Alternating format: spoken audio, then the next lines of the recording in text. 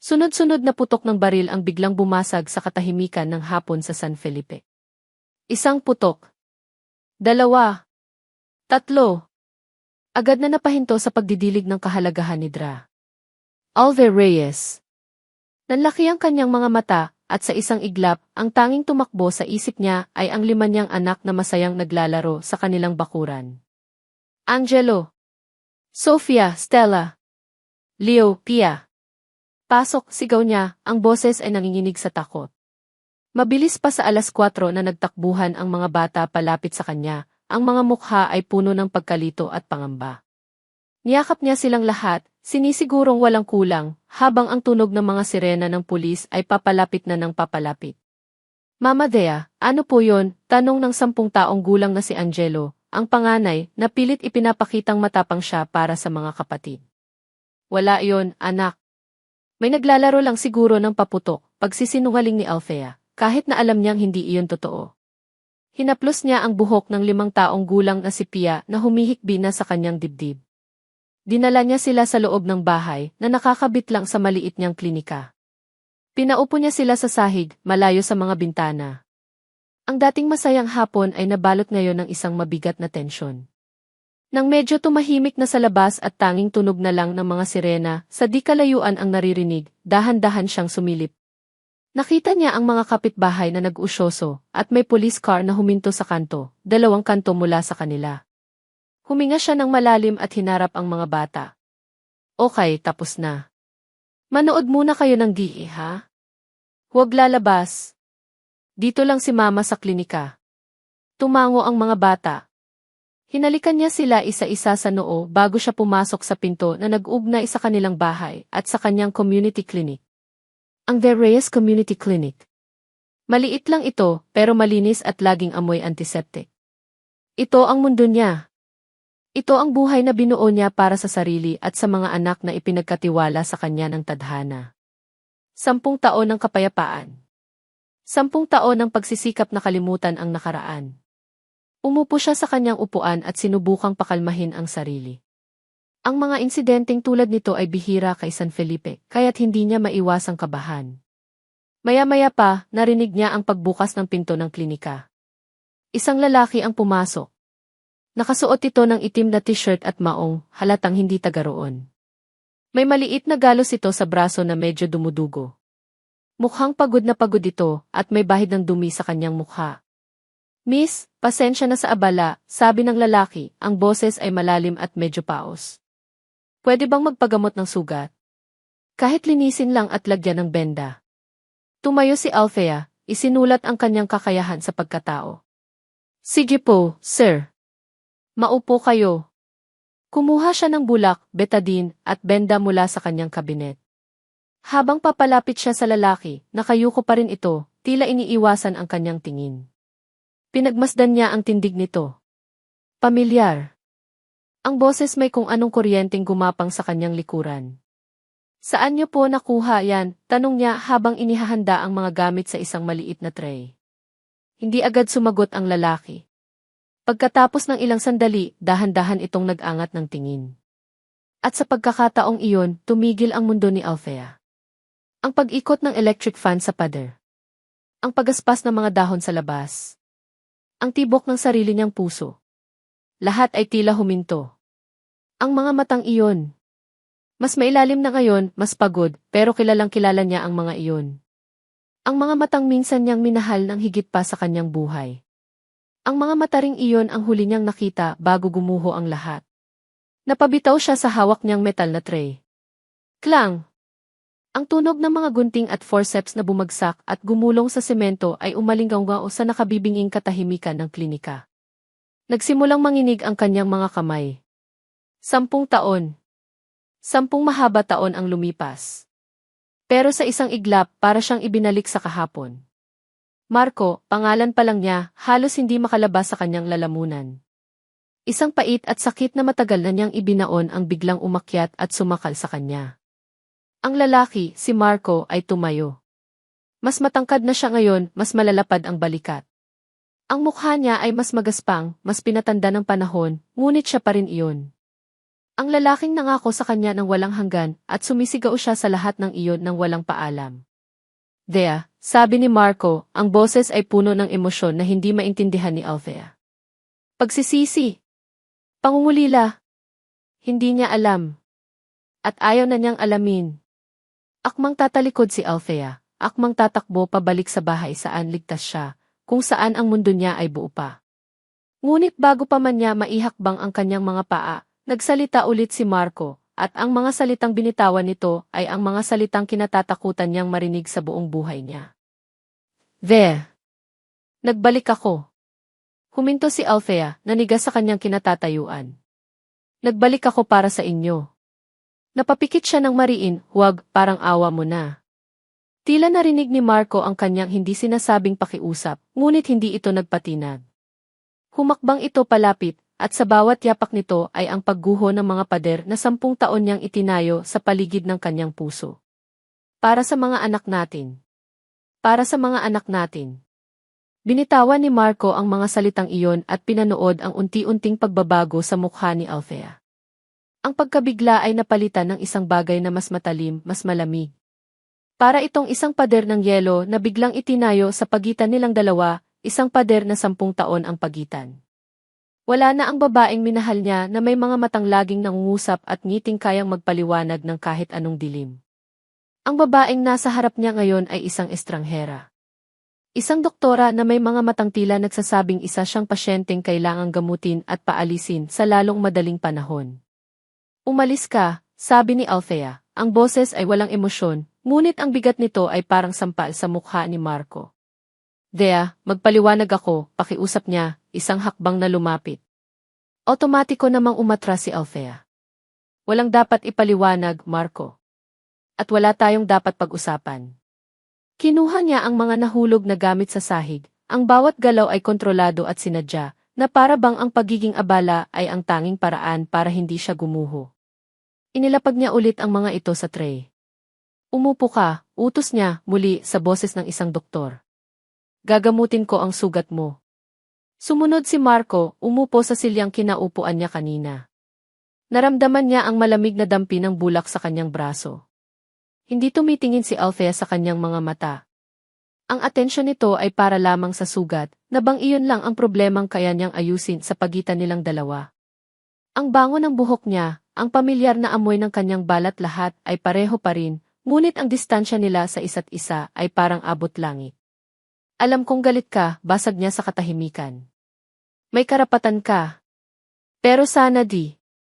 Tapos na, puto ni Althea, habang maingat na binabalutan ng benda ang kanyang braso. Umalis ka na, Major de Villa. Ang paggamit niya ng apelyido nito ay isang sundang na bumaon ng malalim sa puso ni Marco. Tapos na. Iyon na ang hatol niya.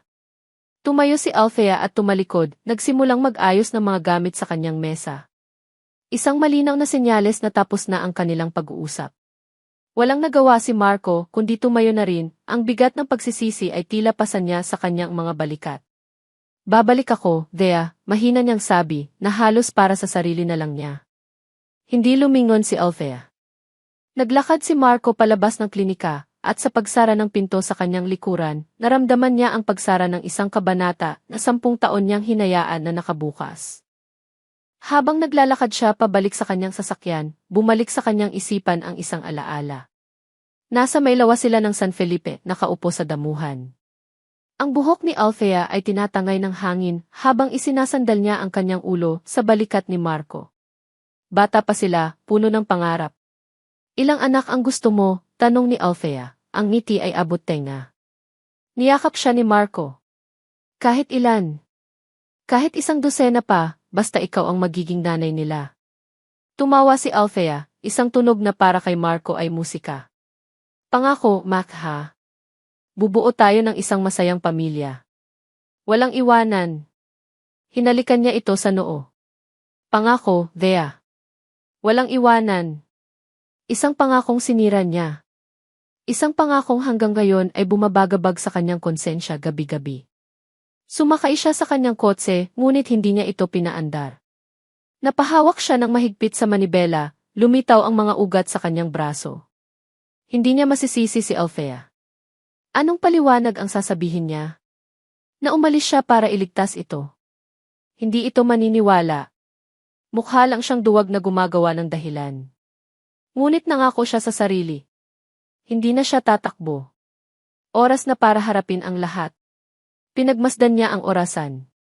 Malapit na ang uwian ng mga bata mula sa eskwela. Nagmaneho siya papunta sa direksyon ng San Felipe Elementary School at ipinarada ang kotse sa isang lugar kung saan hindi siya masyadong mapapansin. Ilang sandali pa, tumunog ang bell. Naglabasan ang mga bata, nagtatakbuhan, nagtatawanan. At pagkatapos, nakita niya sila. Nakita niya si Althea, nag-aabang sa labas ng gate. Una siyang nilapitan ng isang batang lalaki na may seryosong mukha, si Angelo marahil. Sumunod ang dalawang magkamukhang babae, ang kambal na sina Sofia at Stella. Pagkatapos ay isang maliit na batang lalaki na tumatakbo ng napakabilis at sa pagtawa nito. Napahigpit lalo ang hawak ni Marco sa manibela. Ang ngiti-ngiti niya iyon. Ayon si Leo. At sa huli, ang isang maliit na babae na mahihiyain na kumapit agad sa palda ni Althea, si Pia. 5 malulusog at magagandang bata. Ang pamilyang pinangarap nila. Ang pamilyang binuo ni Althea ng mag-isa. Isang matinding kirot at pagsisisi ang gumuhit sa puso ni Marco. Ang daming walang taon. Ang dami niyang pinalampas na pagkakataon. Mga unang hakbang, mga unang salita, mga kaarawan. Pero kasabay ng kirot ay ang pag-usbong ng isang matibay na determinasyon.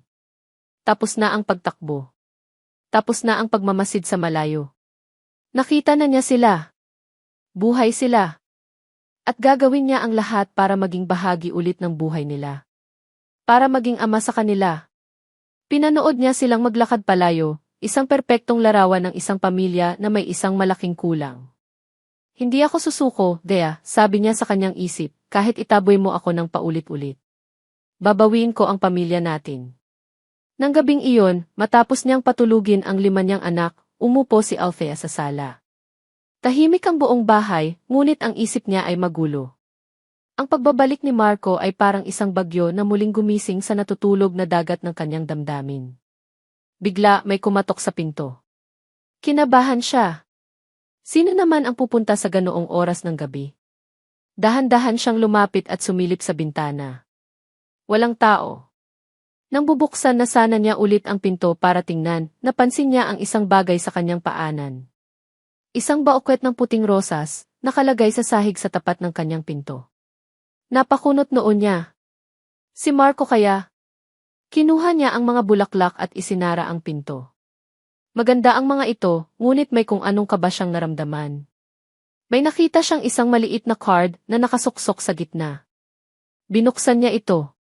Walang pangalan. Tanging 4 na salita lang ang nakasulat sa magulo, ngunit malinaw na pagkakasulat. Kilala kita. Alam ko ang tinatago mo. Nabitawan ni Althea ang mga bulaklak. Ang mga rosas ay kumalat sa sahig na parang mga puting luha. Ang kanyang puso ay nagsimulang tumibok ng napakabilis, hindi dahil sa pag-ibig na nagbabalik, kundi dahil sa isang pamilyar na takot na matagal na niyang kinalimutan. Walang tulog. Iyon ang naging kapalit ng isang baukwet ng puting rosas at 4 na salitang nakasulat sa isang card. Hindi mapakali si Althea. Paulit-ulit siyang lumapit para i-check ang mga bumaba kandado ng pinto at bintana. Bawat kaluskos sa labas, bawat tahol ng aso sa di kalayuan ay nagpapatindig ng kanyang mga balahibo. Nasa sahig siya ng mga bata, nakaupo sa pagitan ng mga kama. Mula roon, tanaw niya silang lahat. Ang mahimbing na tulog ng kambal, ang paghihirap ni Leo at ang seryosong mukha ni Angelo kahit sa pagtulog. Niyakap niya ng mahigpit ang natutulog na si Pia sa kanyang mga braso, na para bang sa pagyakap na iyon ay mapoprotektahan niya ito mula sa anumang panganib. Kilala kita. Alam ko ang tinatago mo. Sino? Ang unang pumasok sa isip niya ay si Marco. Sino pa ba? Dumating ito at biglang may naganap na gulo. Ang tiyempo ay masyadong perpekto para maging isang nagkataon lang. Ito ba ang paraan niya para takutin siya? Para pilitin siyang ibigay ang mga bata. Ngunit may kung anong hindi tugma. Ang Marco na nakita niya kahapon, ang Marco na may pagsisisi sa mga mata, ay hindi tila kayang gumawa ng ganito. Ngunit 10 taon na ang lumipas. Hindi na niya ito kilala. May isa pa siyang kinatatakutan. Ang lihim. Ang nag-iisang lihim na buong buhay niyang pinanghahawakan. Impossible. Walang nakakaalam noon kundi siya at ang Diyos. Kinabukasan, mabigat ang pakiramdam ni Althea. Pilit niyang ipinakitang normal ang lahat sa harap ng mga bata habang inihahanda niya ang almusal at baon, ngunit ang kanyang ngiti ay hindi umabot sa kanyang mga mata. Nang maihatid na niya ang mga bata sa eskwela, bumalik siya sa klinika, nag-iisip kung dapat ba siyang tumawag ng pulis. Pero ano ang sasabihin niya? Na may nagpapadala sa kanya ng bulaklak. Baka pagtawanan lang siya. Nasa kalagitnaan siya ng pag-aayos ng mga gamot nang bumukas ang pinto ng klinika. Si Marco. Otomatikong tumaas ang lahat ng depensa sa katawan ni Althea. Ang takot ng magdamag ay napalitan ng galit. Ano na naman ang kailangan mo? Tanong niya, ang boses ay matalim. Hindi nagsalita si Marco. Sa halip, lumapit ito sa mesa niya at may ipinatong. Ang note. Ang card mula sa mga bulaklak. Dea, nakita ko to sa basurahan niyo sa labas kaninang umaga, sabi ni Marco, ang boses ay seryoso. Sabihin mo sa akin ang totoo. Sino ang nagpadala nito? Natigilan si Althea. Tinitigan niya si Marco, hinahanap ang anumang bahid ng pagkukunwari sa mukha nito. Ngunit ang nakita niya lang ay pag-aalala. Totoong pag-aalala. Ikaw, akusa niya, kahit na ang kanyang boses ay hindi na kasing tigas ng kanina. Sino pa ba? Dumating ka at biglang may ganito. Huwag mo akong gawing tanga, Marco.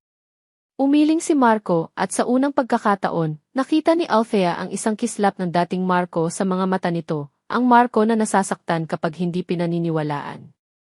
Sumusumpa ako, Dea. Sa ngalan ng mga anak natin.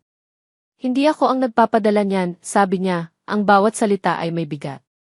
At dahil pulis ako, trabaho ko alamin kung sino ang nananakot sa inyo. Sa pamilya ko. Pamilya ko. Ang mga salitang iyon ay tumama kay Althea. May karapatan ba siyang sabihin iyon? Pagkatapos ng 10 taon? Wala kang pamilya dito, malamig niyang sagot. Isang buntong hininga ang pinakawalan ni Marco. Okay. Pero hayaan mo akong tulungan ka. Tutulungan ko kayo. Hahahanapin ko kung sino ang gumagawa nito. Pangako. Hindi sumagot si Althea. Naguguluhan ang kanyang isip. Kung hindi si Marco, sino? Mag-iingat ka, Dea, sabi ni Marco habang tumalikod at umalis. Naiwan si Althea na mas lalong lit kaysa dati. Hapon. Oras na para sunduin ang mga bata. Habang papalapit si Althea sa gate ng eskwelahan, napansin niya ang isang grupo ng mga mas matatandang bata na nakapalibot sa isang pamilyar na figura. Si Angelo. May tumulak sa kanyang anak. May humahablot ng bag nito. Narinig niya ang tawanan. Ano, iiyak ka na? Isusumbong mo kami kanino? Sa nanay mo lang. Wala ka kasing tatay. Kaya duwag ka. Bumilis ang lakad ni Althea, handa ng sumugod. Pero bago pa man siya makalapit, isang lalaki na nakasuot ng itim na jacket ang biglang humarang sa mga batang nambubuli.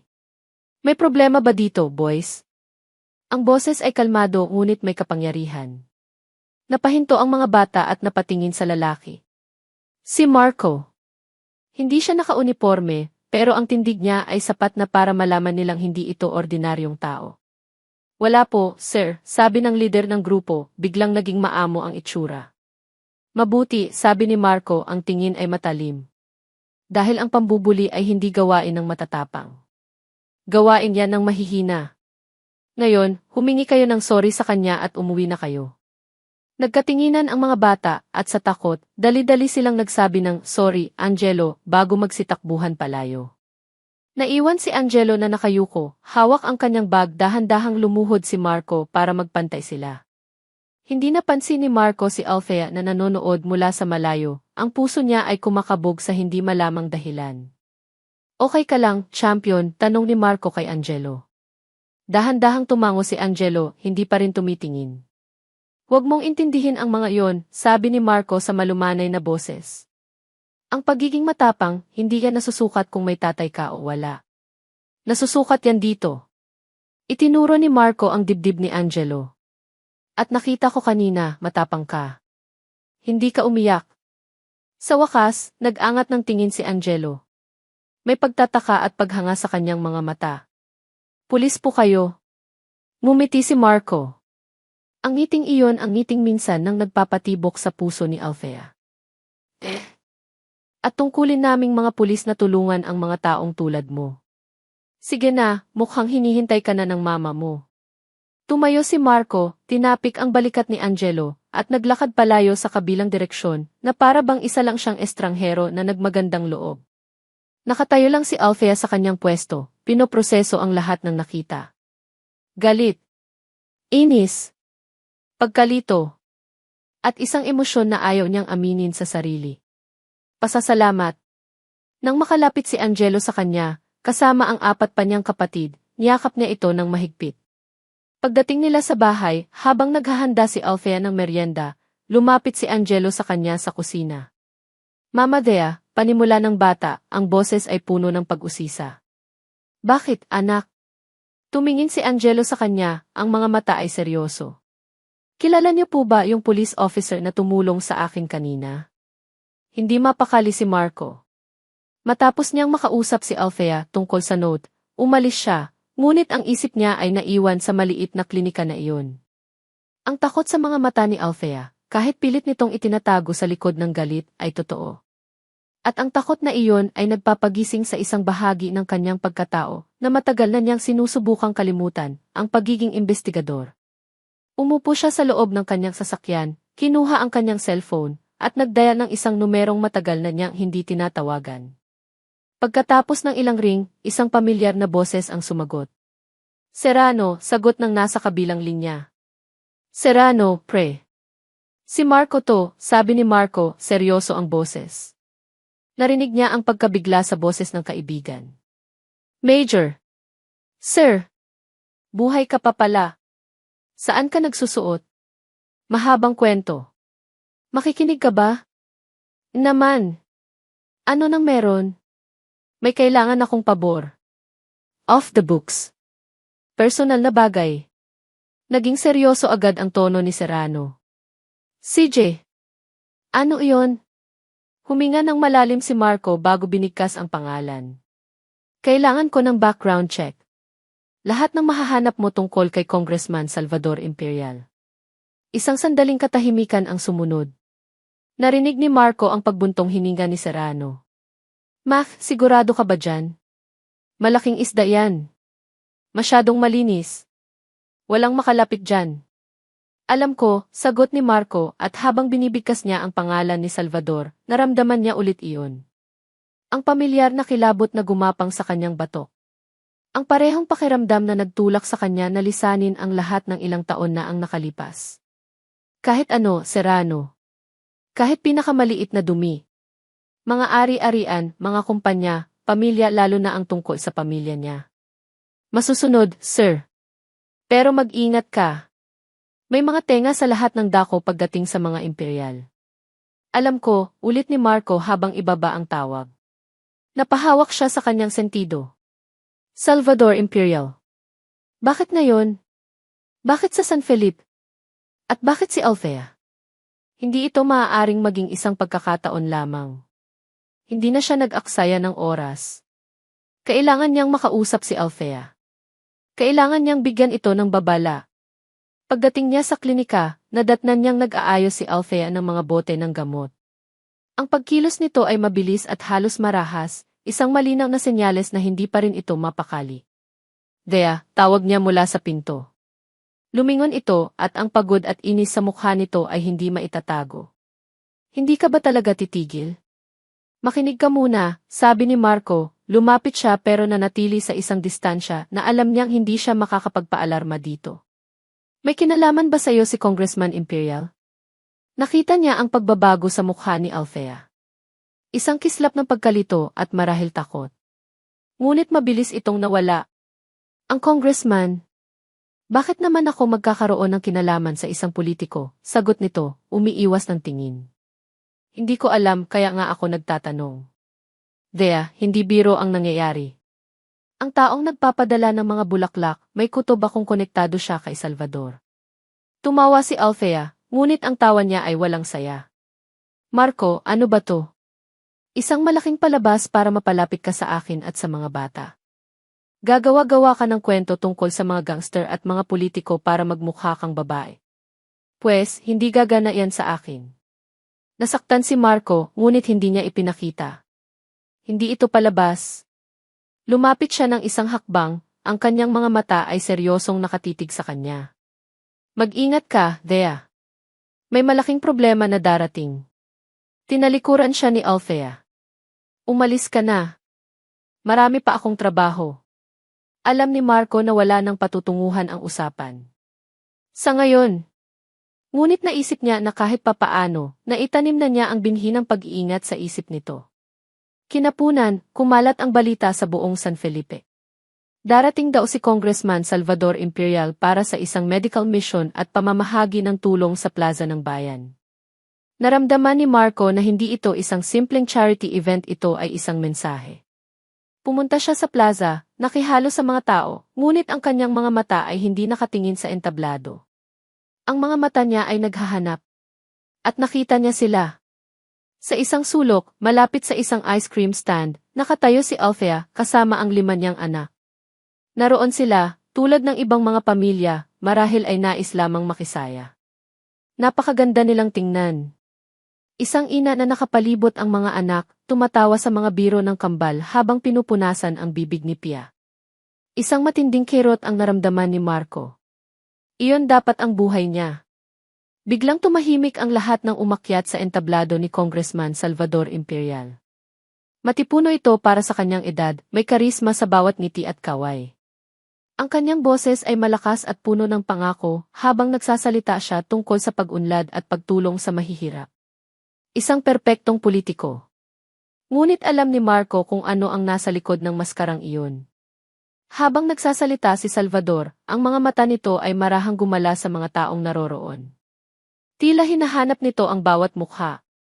Hanggang sa huminto ito.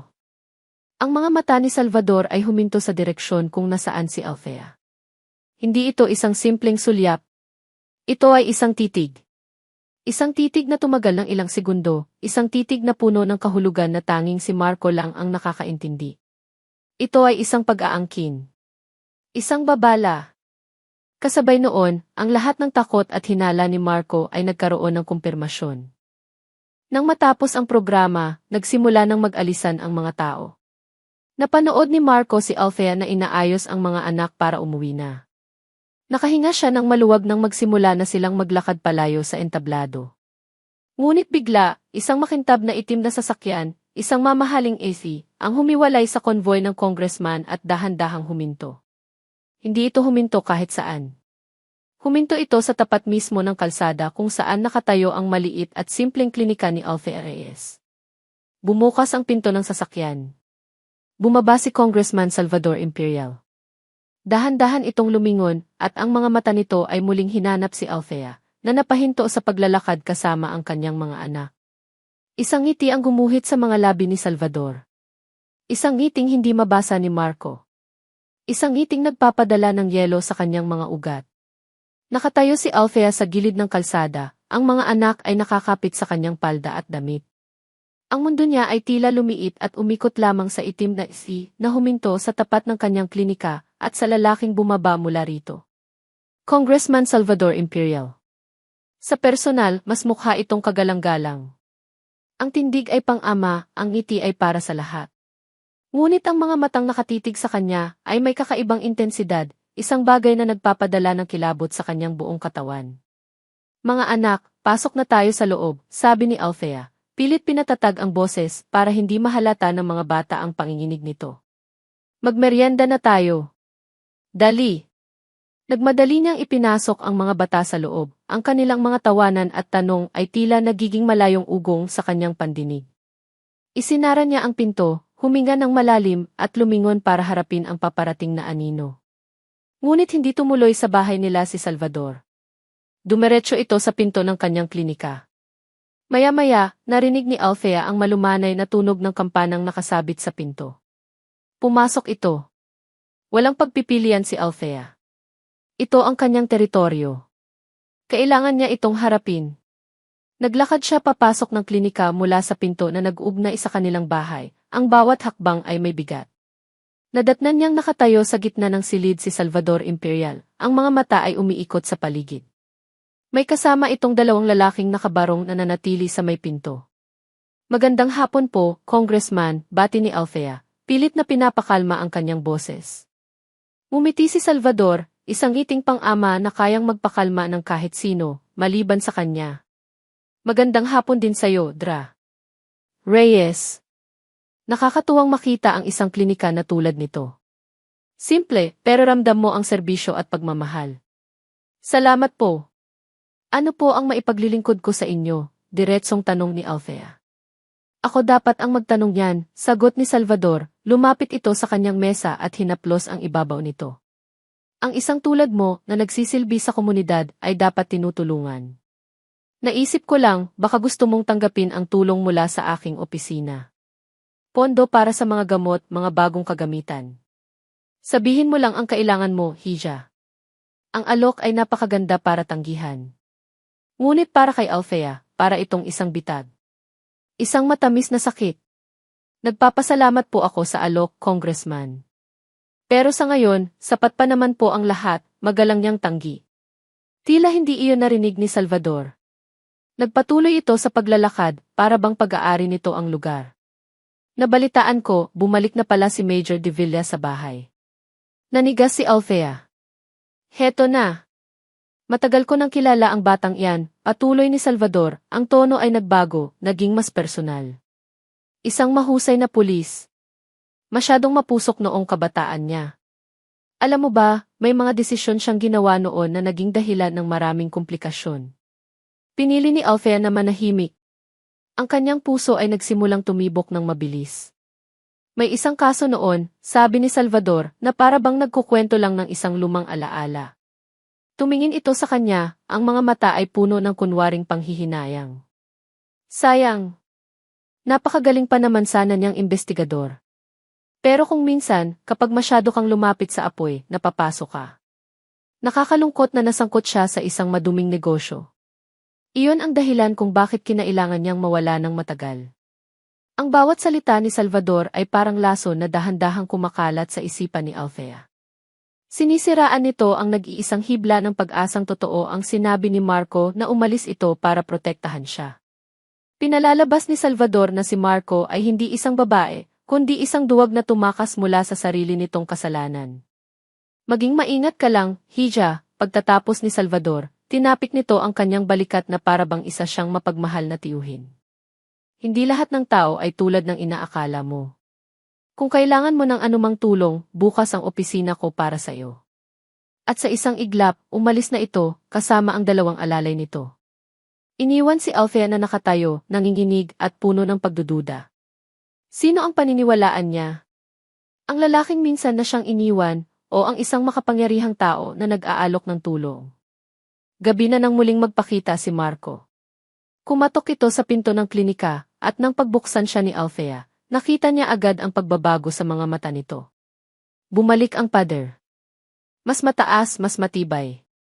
Nakita ko si Congressman Imperial dito kanina, bungad ni Marco, ang boses ay puno ng pag-aalala. Anong sinabi niya sa'yo?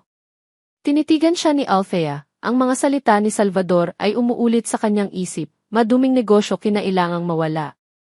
Wala, malamig niyang sagot. Nag-alok lang siya ng tulong para sa klinika. At naniwala ka, tanong ni Marco. Bakit hindi, ganti ni Althea, ang boses ay may bahid na ng sarkasmo. Dapat ba mas maniwala ako sa'yo? Sa isang taong 10 taong nagtatago. Nasaktan si Marco. Dea, hindi mo naiintindihan. Ano ang hindi ko naiintindihan, Marco? Putol niya, ang emosyon ay nagsimula ng umakyat. Anong maduming negosyo ang kinasangkutan mo noon kaya biglang nawala? Sabihin mo. Natigilan si Marco. Ang tanong ay isang diretsong tama sa kanya. Hindi siya makasagot. Hindi niya pwedeng sabihin ang totoo. Hindi pa. Ang kanyang pananahimik ay naging sagot para kay Althea. Kumpirmasyon. Kasabay ng kanilang tensyonadong katahimikan, isang motor ang huminto sa labas. Isang delivery boy ang bumaba at may iniabot na isang malaking brown envelope kay Althea. Para po kay Dra. Alve Reyes. Kinuha ito ni Althea, nagtataka. Nang makaalis ang motor, tiningnan niya ang envelope. Walang nakasulat kung kaninong galing. Dahan-dahan niya itong binuksan sa harap ni Marco. Sa loob, may isang manipis na folder. Binuklat niya ito. Ang kanyang hininga ay naputol. Mga litrato. Mga litrato ni Marco na nakikipagkita sa mga kilalang kriminal sa Maynila. Isang litrato niya na may hawak na isang bag na puno ng pera. Mga kopya ng bank statement na nagpapakita ng malalaking deposito sa isang account na nakapangalan sa kanya. Lahat ay mukhang opisyal. Mukhang ebidensya mula sa isang tunay na investigasyon. Napatingin siya mula sa mga litrato papunta kay Marco, ang mukha niya ay namumutla. Ang pagdududa na itinanim ni Salvador kaninang hapon ay namumula na ngayon. Ito na ang bunga. Isang kasuklam-suklam na katotohanan. Ano-ano to? Nanginginig niyang tanong, habang dahan-dahang ipinapakita ang mga litrato kay Marco, na nanlaki ang mga mata sa pagkabigla. Parang isang suntok sa sikmura.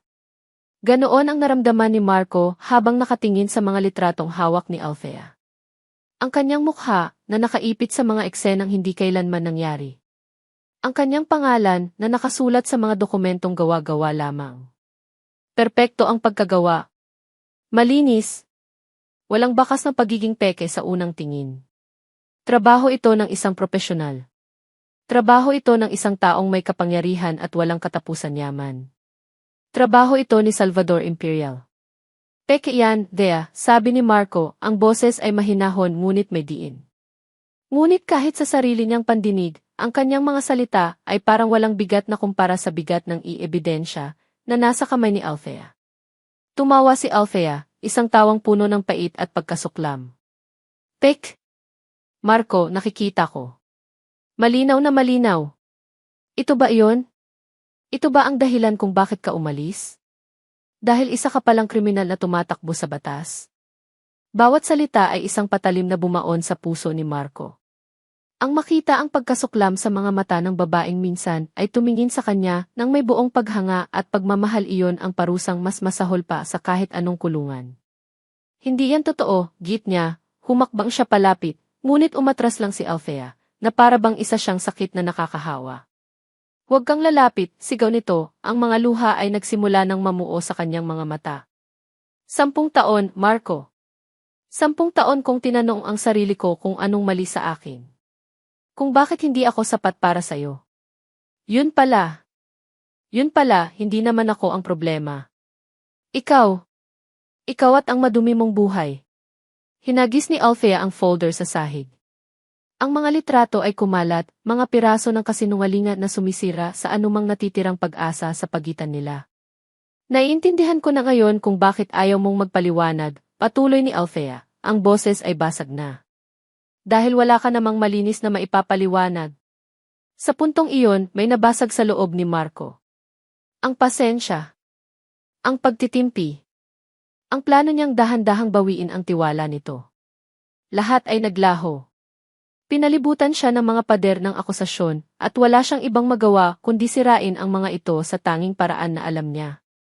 Tama, Gine. Ang sigaw ni Marco ay umalinggaw sa loob ng klinika, sapat para mapatigil si Althea. Ang kanyang mga mata ay nag-aapoy sa sakit at desperasyon. Gusto mong malaman ang totoo? Ha? Gusto mong malaman kung bakit ako umalis? Nanginginig ang kanyang mga kamay. Ang kanyang puso ay dumadagundong sa kanyang dibdib. Umalis ako para iligtas ka. Mula sa kanya. Mula kay Salvador. Natigilan si Althea. Ang galit sa kanyang mukha ay napalitan ng lubos na pagkalito. At sa katahimikan iyon, bumalik si Marco sa nakaraan.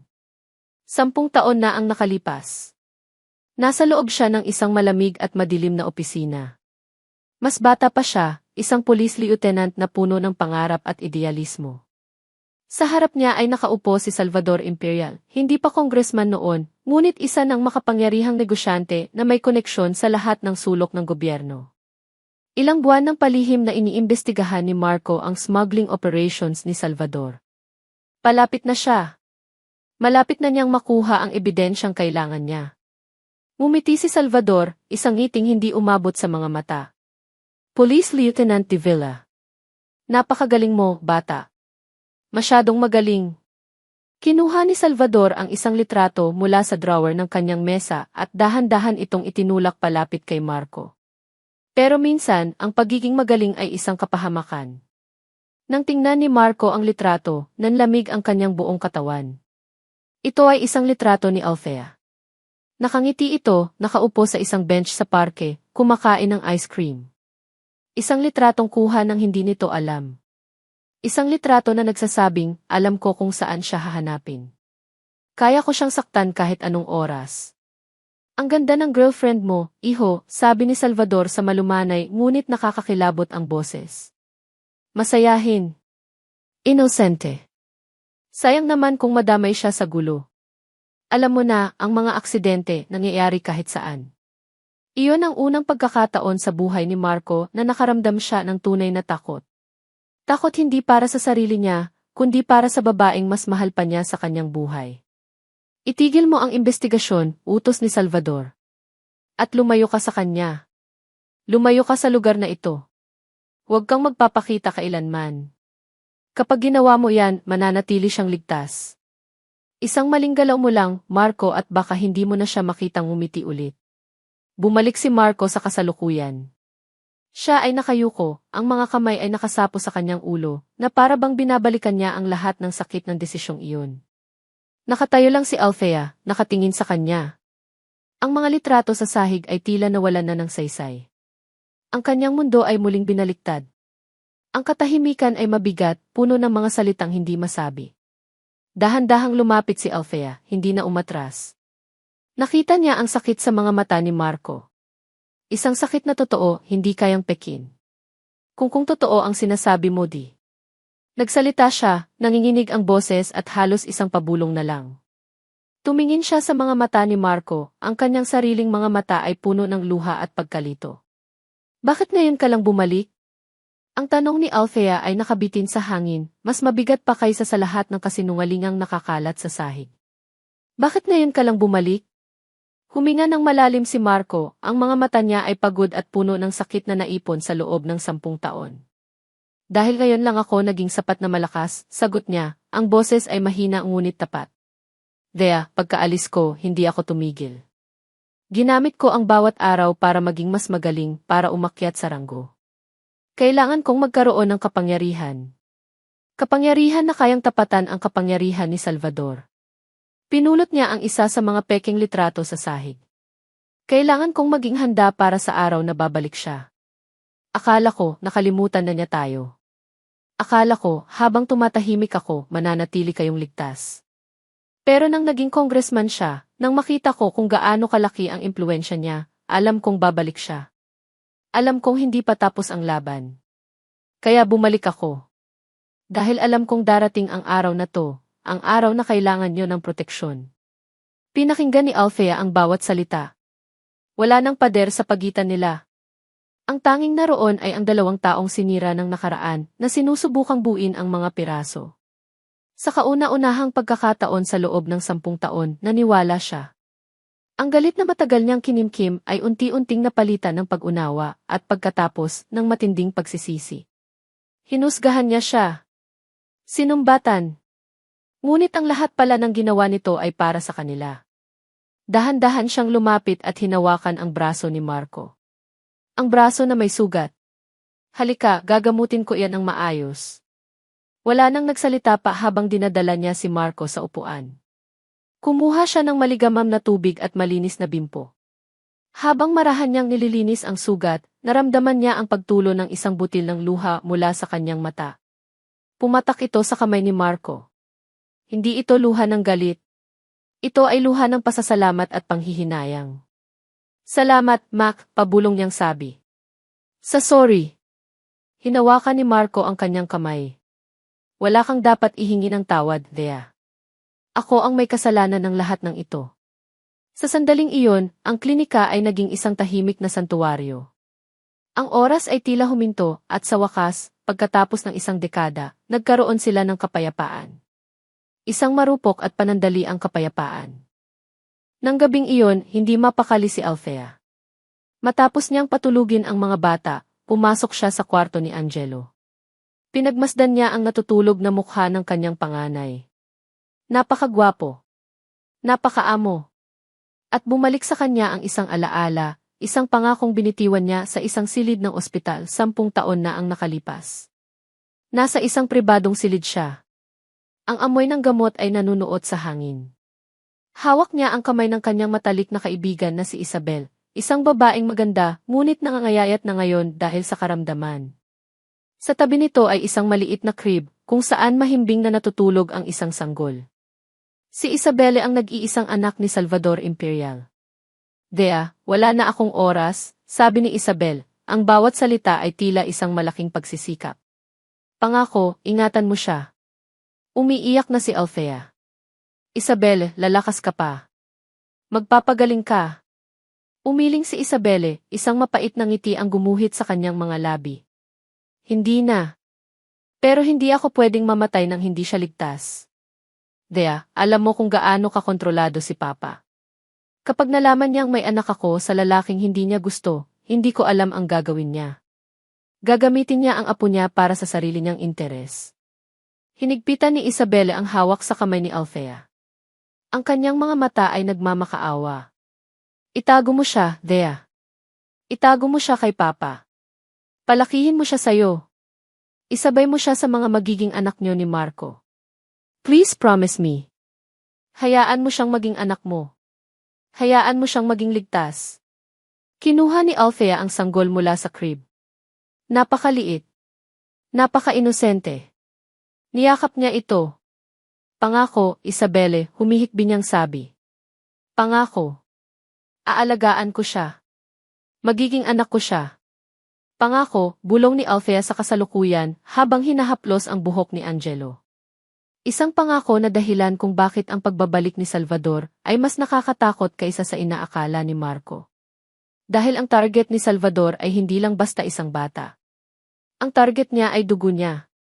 Kinabukasan, may kakaibang gaan sa pakiramdam ni Althea. Ang pag-alam sa katotohanan ay nag-alis ng isang malaking tinik sa kanyang dibdib. Dumating si Marco sa klinika, nagdala ng almusal. Sa unang pagkakataon, kumain silang dalawa ng hindi nag-aaway, nag-uusap tungkol sa mga bagay na hindi gaanong mabigat. Ngunit ang kapayapaan ay sadyang mailap. Isang lalaking naka-Amerikana ang pumasok sa klinika. Hindi ito pasyente. Ang tindig nito ay masyadong formal, ang mga mata ay malamig. May dala itong isang malaking brown envelope na may selyo ng korte. Dra. Althea Reyes, tanong ng lalaki. Ako nga po, sagot ni Althea, biglang kinabahan. Napatingin siya kay Marco, na tumayo na rin at lumapit sa kanya. Iniabot ng lalaki ang envelope. Pinadadala po ito ng korte. Kailangan niyo lang pong pirmahan na natanggap niyo na. Nanginginig ang kamay ni Althea habang pumipirma. Nang makaalis ang lalaki, tinitigan niya ang envelope na para bang isa itong ahas na handa siyang tuklawin. Ano yan? Tanong ni Marco. Dahan-dahan niyang binuksan ang envelope. Sa loob ay mga makakapal na dokumento. Ang mga mata niya ay mabilis na tumakbo sa mga salitang nakasulat sa legal na papel. Republika ng Pilipinas. Regional Trial Court. Petition. Salvador Imperial Petitioner.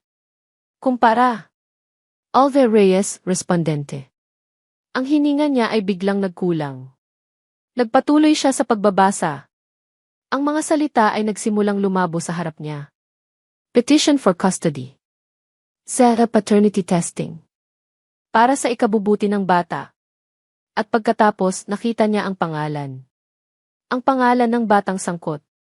Hindi ito mga anak. Hindi ito 5. Iisa lang. Ang menor de edad na bata, Angelo Reyes. Binitawan niya ang mga papel. Kumalat ito sa sahig, katulad ng mga peking litrato kahapon. Ngunit ito, alam niyang totoo. Ang kanyang pinakamasamang bangungot ay nagkatotoo. Nanlamig ang kanyang buong katawan. Ang mundo niya ay gumuho sa pangalawang pagkakataon. Nalaman ni Salvador. Paano?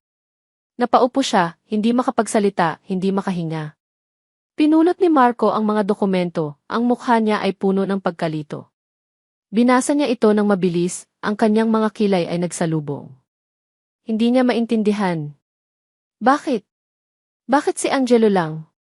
Anong kinalaman ni Salvador kay Angelo? Bakit niya hinihingi ang kustodya ng isang bata na alam niyang hindi naman sa kanya? Tumingin siya kay Althea, na nakatulala at maputlang maputla, ang mga mata ay puno ng purong takot at desperasyon. Ang tiwalang kasisilangan lang ulit sa pagitan nila ay biglang nagkaroon ng lamat. May isang piraso ng puzzle na hindi pa niya alam. Ang pinakamahalagang piraso. Betty.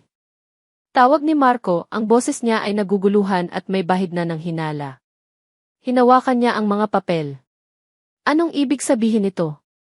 Bakit si Angelo lang? Tumingin siya ng diretso sa mga mata ni Althea. Sino si Angelo? Sino si Angelo? Ang tanong ni Marco ay hindi isang sigaw. Ito ay mas malala. Ito ay isang mahinahon, matalim na tanong na tumago sa lahat ng depensa ni Althea at bumaon sa pinakatatago niyang lihim. Nakatitig siya kay Marco at sa mga mata nito, nakita niya ang pagkalito na dahan-dahang nagiging hinala. Ang tiwalang kapipisilang nila mula sa mga abo ng nakaraan ay biglang naging marupok na salamin na may malaking lamat sa gitna. Umiling si Althea, ang mga luha ay bumabagsak na sa kanyang pisngi. Hindi mo maiintindihan. Subukan mo, giit ni Marco, ang boses niya ay nananatiling kalmado, ngunit may panggigipit na. Thea, 10 taon akong nawala. Akala ko, kilala ko pa rin ang babaeng iniwan ko. Akala ko, ang 5 bata ay anak natin. Pero itong papel na to, ibang kwento ang sinasabi. Itinaas niya ang dokumento. Hinihingi ni Salvador ang city test para kay Angelo. Hinihingi niya ang kustodya. Sabihin mo sa akin kung bakit. Bumuhos ang mga luha ni Althea. Ang bigat ng 10 taong paglilihim ay bumagsak sa kanya ng sabay-sabay. Ang pangako niya kay Isabelle. Ang takot niya kay Salvador. Ang pag-ibig niya kay Marco. Lahat ay nagbabanggaan sa loob niya. Nanginginig ang buong katawan niya. Hindi ko alam, pagsisinungaling niya, isang huling, desperadong pagtatangka na iligtas ang sitwasyon. Nagkakamali lang sila. Huwag ako, Thea. Huwag mo akong gawing tanga, sabi ni Marco, at sa unang pagkakataon, ang lamig ay bumalik sa kanyang boses, mas matindi pa kaysa dati. Pulis ako. Sanay akong magdugtong-dugtong ng mga kwento. Bakit si Angelo lang? Bakit hindi kasama ang kambal? Si Leo? Si Pia? Bakit hindi sila lahat? Bawat tanong ay isang martilyo na pumupukpok sa pader na kanyang itinayo sa paligid ng kanyang lihim. Dahil ano, Thea, sigaw na ni Marco, hindi na napigilan ang sarili. Ang sakit ng pagtataksil ay nagsimula ng mangibabaw. Mayroon bang hindi ko alam tungkol kay Angelo? Sa wakas, bumigay si Althea. Ang kanyang mga balikat ay nanghina, ang kanyang pag-asa ay nawala. Tumingin siya kay Marco, ang kanyang mga mata ay basang-basa sa luha, at sa isang tinig na basag at halos hindi marinig, sinabi niya ang katotohanang sisira sa lahat. Dahil hindi mo siya anak, Marco. Isang nakabibinging katahimikan ang pumuno sa silid. Natigilan si Marco. Para siyang binuhusan ng nagielong tubig. Umiling siya, isang maliit, halos hindi mapansing galaw. Ano nang sinabi mo? Hindi siya sayo, ulit ni Althea, mas malakas na ngayon na para bang ang pag-ulit nito ay magiging dahilan para tanggapin niya ang katotohanan. Parang isang biro. Isang masamang biro. Ngunit ang sakit at takot sa mukha ni Althea ay nagsasabing totoo ang lahat. Ang isip ni Marco ay mabilis na nagproseso. Kung hindi niya anak, kaninong anak, tanong niya, ang boses ay halos wala ng buhay. Napapikit si Althea, para bang ang pagsasabi ng mga susunod na salita ay katumbas ng paglunok ng lason. Anak siya ni Isabel. Isabel. Ang pangalan ay pamilyar. Ang matalik na kaibigan ni Althea. Ang babaeng matagal nang pumanaw. At sa isang iglap, ang lahat ng piraso ng puzzle ay nagkadugtong-dugtong sa isipan ni Marco nang may kasamang nakakakilabot na kalinawan. Si Isabel. Ang nag-iisang anak ni Salvador. Anak siya ng anak ni Salvador, pag-amin ni Althea, habang humihikbi. Ang kanyang huling salita ay ang pinal na pako sa kabaong. Apo siya ni Salvador Imperial. Gumuho ang mundo ni Marco. Hindi dahil sa hindi niya anak si Angelo. Minahal na niya ang bata mula sa malayo bilang sarili niya. Gumuho ang mundo niya dahil sa kasinungalingan. Nagbalik siya para itama ang isang pagkakamali, para ng tawad sa isang kasinungalingang humingi. Ngunit ang buong pagbabalik niya, ang buong pundasyon ng kanyang determinasyon, ay nakatayo pala sa isa pang kasinungalingan. Isang kasinungalingang itinago sa kanya ng babaeng pinag-alayan niya ng kanyang kaligtasan. Nagsinungaling ka, sabi ni Marco, hindi isang akusasyon, kundi isang katotohanang masakit tanggapin. Tumingin siya kay Althea na para bang ngayon niya lang ito nakita. Isang estranghera. Isang estrangherang pinagkatiwalaan niya ng kanyang puso at ng kanyang mga anak. Nagsinungaling ka sa akin. Umatras siya, dahan-dahan, na para bang natatakot na mahawa sa mga kasinungalingang bumabalot sa silid. Ang tiwala, ang pag-unawa, ang pangalawang pagkakataon, lahat ay naging abo. Marco, pakinggan mo ako. Pagmamakaawa ni Althea. Pero hindi na siya nakikinig. Tumalikod si Marco at naglakad palabas ng klinika. Hindi niya sinipa ang pinto. Hindi siya nagdabog. Naglakad lang siya palayo, at ang katahimikan ng kanyang pag-alis ay mas masakit kaysa sa kahit anong sigaw. Kasabay ng kanyang pag-alis, nagsimulang pumatak ang ulan sa labas.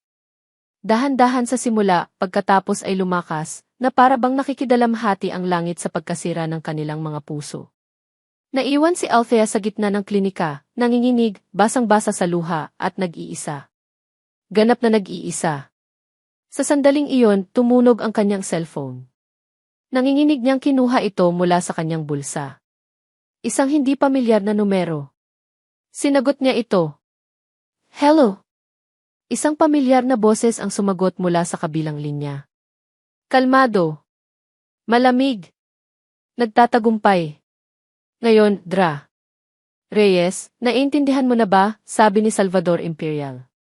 Ibibigay mo sa akin ang apo ko, o sisirain ko ang lahat ng mahalaga sa'yo. Amoy ng alak at usok ng sigarilyo. Iyon ang naging kanlungan ni Marco. Nakaupo siya sa isang madilim na sulok ng isang maliit na bar sa kabilang bayan, malayo sa San Felipe, malayo sa mga matang mapanghusga, at higit sa lahat, malayo kay Althea. Ang baso sa kanyang harap ay pang-apat na niya, ngunit ang alak ay tila walang epekto. Ang sakit na nararamdaman niya ay hindi kayang patayin ng kahit anong tapang ng inumin. Hindi mo siya anak, Marco. Apo siya ni Salvador Imperial. Nagsinungaling ka sa akin. Ang mga salita ay paulit-ulit na tumatakbo sa kanyang isipan, isang sirang plaka ng pagtataksil. Niloko siya. Hindi lang basta niloko, ang buong pundasyon ng kanyang sakripisyo ay ginawang isang malaking katatawanan. Umalis siya para iligtas si Althea at ang kanila anak mula kay Salvador. Iyon pala, sa lahat ng panahon iyon, inaalagaan pala ni Althea ang dugo mismo ng kanyang kaaway. Isang malupit na kabalintunaan. Isang biro ng tadhana na hindi niya kayang tawanan. Napahigpit ang kanyang hawak sa baso, ang kanyang mga buko ay namuti. Gusto niyang magalit. Gusto niyang sumigaw. Gusto niyang sisihin si Althea sa lahat. Pero sa lahat ng galit ay may malalim na emosyon, isang matinding kirot.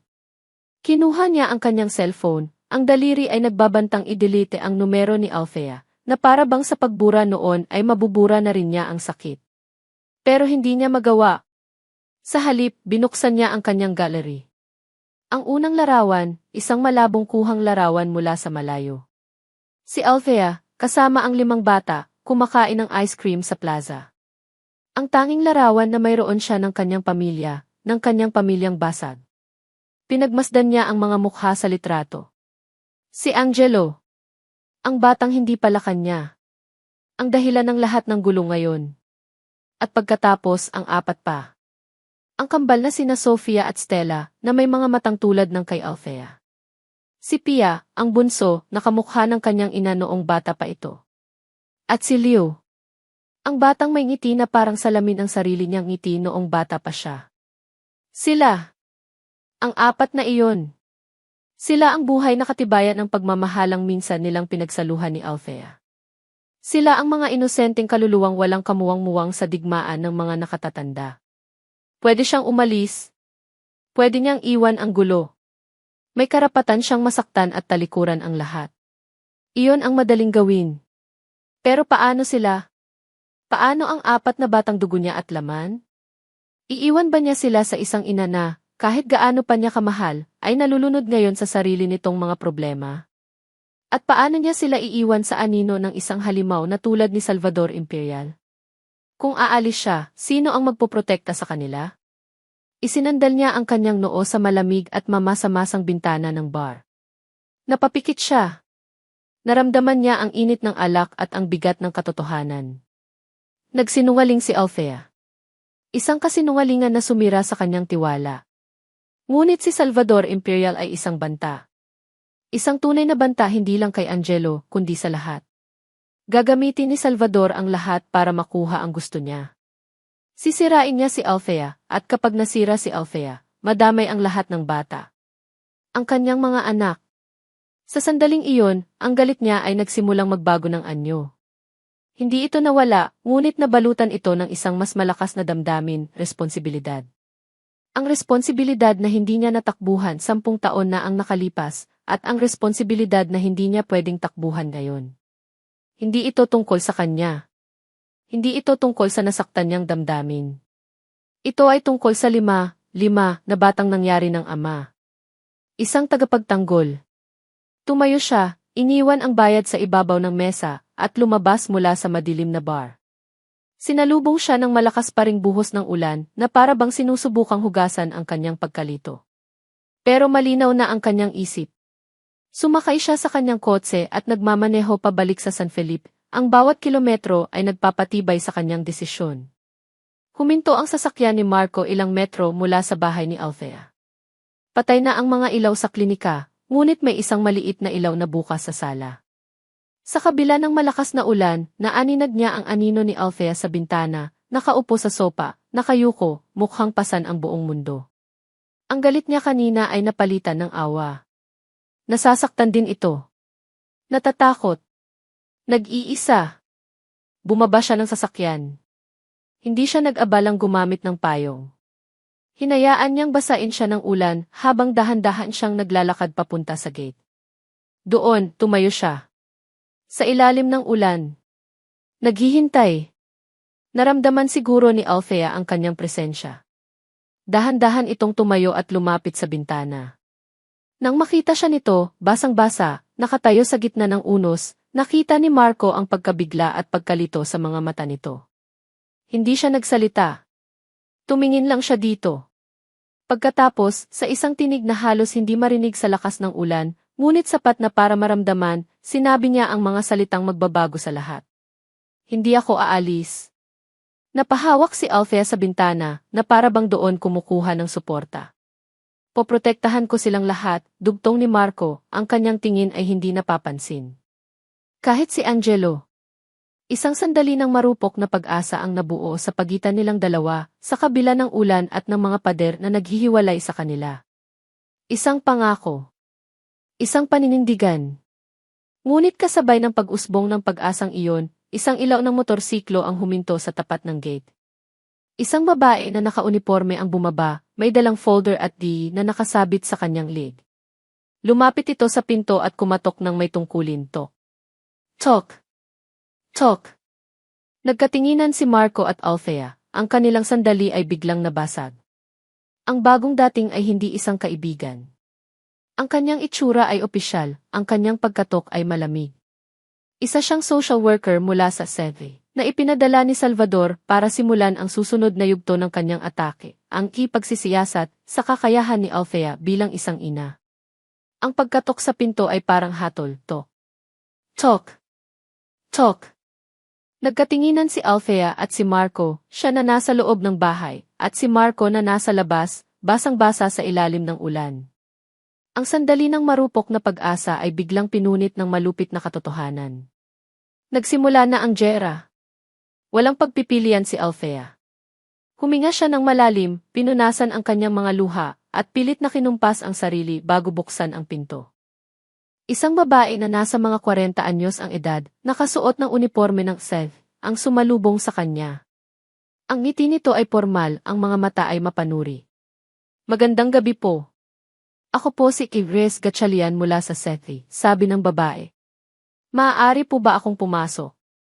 Mayroon lang po kaming gagawing home visit assessment. Assessment, ulit ni Althea, ang puso niya ay kumakarera.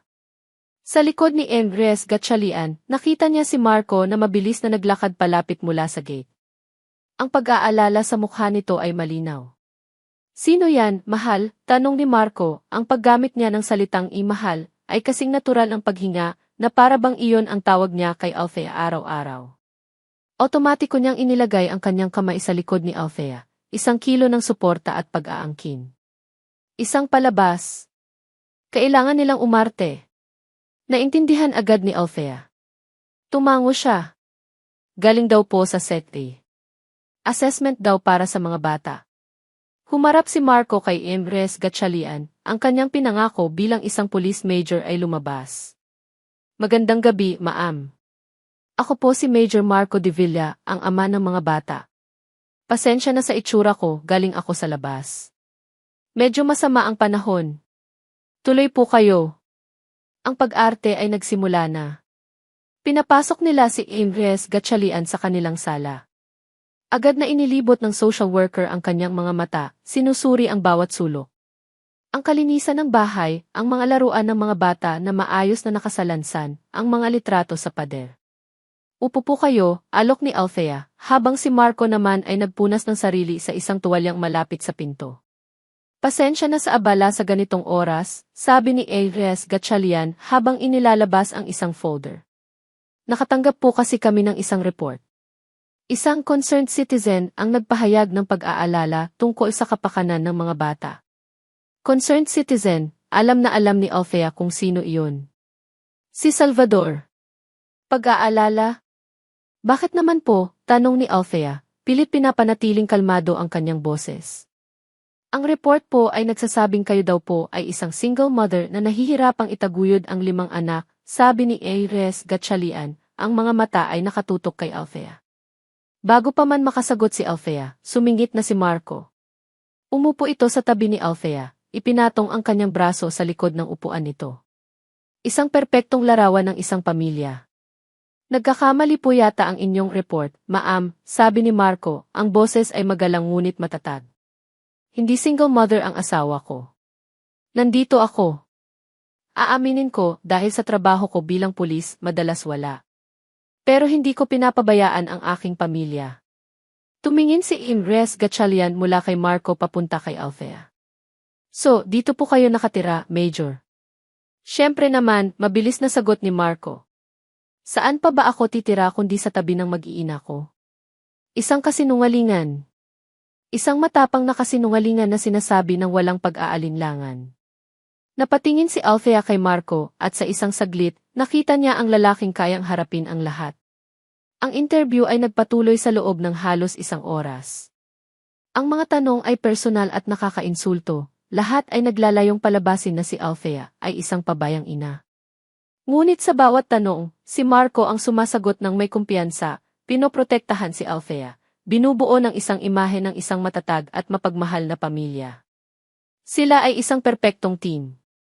Isang team na binuo ng desperasyon at pinagbuklod ng isang karaniwang kaaway. Nang sa wakas ay umalis si Igres Gatchalian na may pangakong ibabalikan sila para sa resulta ng report, ang enerhiya sa silid ay biglang bumagsak. Ang pag-arte ay tapos na. Naiwan sila sa isang nakakabinging katahimikan. Salamat, basag ni Althea sa katahimikan. Tumingin si Marco sa kanya, ang pagod ay baka sa kanyang mukha. Wala yon.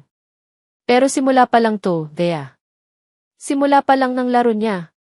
Kinabukasan, naramdaman ni Althea ang epekto ng laro ni Salvador. Pagpunta niya sa palengke, ang dating mga tindera na masayang bumabati sa kanya ay tila umiiwas ng tingin. May mga nagbubulungan siyang naririnig habang dumadaan siya. Kawawa naman si Doktora. Sabi nila, kinakabahan na raw. Baka raw kunin ng Sergio ang mga bata. Mahirap talaga pag babae lang mag-isa. Ang mga salita ay parang maliliit na karayom na tumutusok sa kanyang puso. Ang reputasyon na 10 taon niyang iniingatan ay unti-unting sinisira. Ang pinakamasakit ay nangyari ng hapon na iyon. 2 pasyente ang tumawag para ikansela ang kanilang appointment. Pagkatapos, isa pa. Umupo si Althea sa loob ng kanyang klinika. Ang lugar na dati ay puno ng buhay, ng mga batang umiiyak, ng mga matatandang nagpapasalamat, ay ngayon ay tahimik. Nakakabinging katahimik. Pinagmasdan niya ang mga alikabok na sumasayaw sa sinag ng araw na tumatago sa bintana. Ang telepono ay hindi na muling tumunog. Naramdaman niya ang pag-iisa. Ang bigat ng pagiging ina. Ang bigat ng pagiging kalaban ng isang makapangyarihang tao. Napayuko siya sa kanyang mesa, at sa unang pagkakataon sa loob ng maraming taon, naramdaman niya ang tunay na kawalan ng pag-asa. Gabi na nang dumating si Marco. Naabutan niya si Althea na nakaupo pa rin sa dilim ng kanyang klinika. Nakita niya ang bakanting waiting area, ang katahimikan. Nakita niya ang pagkatalo sa mga mata nito. Hindi siya nagsalita tungkol doon. Sa halip, umupo siya sa tapat nito. Ang mukha niya ay seryoso, mas seryoso kaysa dati. Thea, may problema, sabi niya. Tumingin si Althea, wala nang lakas para magulat. Ano pa bang mas lalala dito? Gumagalaw na si Salvador, sabi ni Marco, ang kanyang mga mata ay matalim. Ginagamit niya ang mga koneksyon niya sa pulisya. Tinawagan ako ng superior ko kanina. Pinag-iinitan na nila ako. Sinabihan akong lumayo sa anumang kaso na may kinalaman kay Congressman Imperial. Anong ibig sabihin yan? Ibig sabihin, sinusubukan nila akong itali. Tinatanggalan nila ako ng access. Bawat galaw ko, alam nila. Minamanmanan nila ako, Thea. Huminga siya ng malalim. Iniisip ko kung paano niya nalaman ang tungkol kay Angelo. Ngayon, alam ko na. May mga mata at tenga siya kahit sa loob ng kampo. Sinusubukan niya akong ihiwalay sa'yo. Gusto niya akong mag-isa. Gusto niya na ikaw ay mag-isa. Tumingin si Althea kay Marco at naintindihan niya. Ito ang digmaang lihim. Hindi lang siya ang target. Silang dalawa. Ang kanilang pamilya. Kinukulong sila ni Salvador, hinihiwalay sa mundo hanggang sa wala na silang matakbuhan at mapilitan na lang sumuko. Ang tanggapan ng kanyang hepe, ni Police General Pineda, ay palaging isang lugar ng respeto para kay Marco. Isang lugar kung saan siya nakakakuha ng payo at papuri. Ngunit sa araw na iyon, ang hangin sa loob ay malamig at mabigat. Iho, maupo ka, sabi ni General Pineda, ang kanyang boses ay parang isang amang nag-aalala. Ngunit ang mga mata nito ay hindi kayang magsinungaling. Mayroon itong hindi magandang balita. Sir, bati ni Marco, umupo siya sa tapat ng malaking mesa ng general. Marco, matagal na tayong magkakilala, panimula ng general, pinaglaruan nito ang isang ballpen sa kanyang mga daliri. Itinuring na kitang parang anak. Kaya bilang ama-amahan mo, kailangan kitang pagsabihan. Itong bagay na to itong problema mo kay Congressman Imperial delikado. Sir, hindi ko po ito problema. Problema ito ng batas, matatag na sagot ni Marco. Biktima ang pamilya ko. Isang buntong hininga ang pinakawalan ni Pineda. Mabigat siyang kalaban, At ang utos mula sa itaas ay malinaw. Huwag siyang gagalawin. Utos? Sir, sino ang nag-utos? Si Imperial mismo, tanong ni Marco, nararamdaman na ang panlalamig sa kanyang sikmura.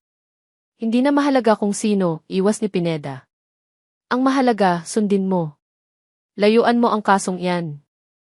Hayaan mo na ang korte ang magdesisyon. Itigil mo na ang sarili mong imbestigasyon. Hindi makapaniwala si Marco. Si General Pineda, ang taong tinitingala niya para sa kanyang integridad, ay ngayon ay parang isang tuta na sumusunod sa utos ng isang korap na politiko. Sir, hindi niyo naiintindihan. Pinapahas niya ang pamilya ko. Pinapadalhan niya kami ng mga peking ebidensya. Minamanmanan niya kami. Paano ko naman po matatalikuran yon? Tumayo si General Pineda at tumalikod, nakatingin sa bintana. Iyon ay isang utos, Major de Villa. Ang paggamit nito ng kanyang ranggo ay isang pader na biglang itinayo sa pagitan nila. Hindi ko kayang gawin yan, sir, matigas na sabi ni Marco, tumayo na rin siya. May sinumpaan akong tungkulin. Humarap si Pineda, at sa sandaling iyon, ang maskara ng pagiging ama-amahan ay tuluyang nawala. Ang mukha niya ay malamig, walang emosyon. Kung ganoon, wala akong pagpipilian. Major Marco de Villa, dahil sa grave insubordination at mga aligasyon ng personal involvement sa isang kaso, posibleng mangyari ngayon, ikaw ay sinuspinde sa iyong tungkulin habang may nagaganap na investigasyon. Parang isang bombang sumabog sa pandinig ni Marco. Suspendido. Tinanggalan siya ng baril. Tinanggalan siya ng badge. Tinanggalan siya ng kapangyarihan. Ang taong pinagkakatiwalaan niya ng buo ay ang taong pumutol mismo sa kanyang mga paa. Ang pagtataksil ay kumpleto na. Ang hearing room ng korte ay maliit at malamig. Ang katahimikan ay binabasag lamang ng pag-ubo ng isang clerk at ng pag-ikot ng mga pahina ng dokumento. Nakaupo si Althea sa isang upuan, sa tabi niya ay si Marco, hindi bilang isang police major, kundi bilang isang ordinaryong sibilyan. Isang sibilyan na walang magawa. Sa kabilang panig, nakaupo si Salvador Imperial, kalmado, na para bang nanonood lang ng isang scene. Sa tabi nito ay ang kanyang abogado, si Atty. Robles, isang lalaking may makinis na buhok at ngiting parang sa isang pating. Nagsimulang magsalita si Atty. Robles, at ang bawat salita niya ay isang patak ng asido na tumutunaw sa pagkatao ni Althea. Your Honor, ang aming kliyente, si Congressman Imperial, ay lumalapit sa korteng ito bilang isang makapangyarihang tao, kundi bilang isang nag-aalalang lolo, panimula nito. Ipinakita niya ang mga peking dokumento. Ayon sa aming ebidensya, ang klinika ni Dra. Reyes ay nasa bingit ng pagkalugi. Siya ay may malaking utang. Paano natin maipagkakatiwala ang isang bata sa isang taong hindi kayang suportahan kahit ang sarili niya? Hindi totoo yan, bulong ni Althea. Nagpatuloy si Atty. Robles, na para bang walang narinig. Higit pa riyan, Your Honor, mayroon tayong report mula sa CFA. Iwingayway nito ang isang folder. Isang report na naglalarawan ng isang magulo at di matatag na tahanan. Isang ina na dumaranas ng matinding emosyonal na paghihirap. Binaluktot nito ang bawat katotohanan. Ang pagmamahal ni Althea sa mga bata ay ginawa niyang hindi malusog na obsesyon. Ang kanyang pagiging mag-isa ay ginawa niyang isang kahinaan. Ang tanong, Your Honor, ay simple lang, sabi ni Atty. Robles, itinuro niya si Althea. Ipagkakatiwala ba natin ang kinabukasan ng batang si Angelo sa isang babaeng desperada at hindi matatag o sa isang kagalang-galang na lolo na handang ibigay ang lahat para sa kanyang nag-iisang apo? Tumingin ang hukom kay Althea. Dra. Reyes, mayroon po ba kayong gustong sabihin? Nanginginig na tumayo si Althea. Your Honor, kasinungalingan po ang lahat ng yan. Mahal na mahal ko po ang mga anak ko si Angelo. Ngunit ang kanyang boses ay basag, ang kanyang mga luha ay nagbabanta ng bumagsak. Ang kanyang itsura ay ang mismong itsura ng isang babaeng hindi matatag na inilalarawan ng abogado. Siya ay natalo bago pa man makalaban. Bumagsak ang martilyo ng hukom.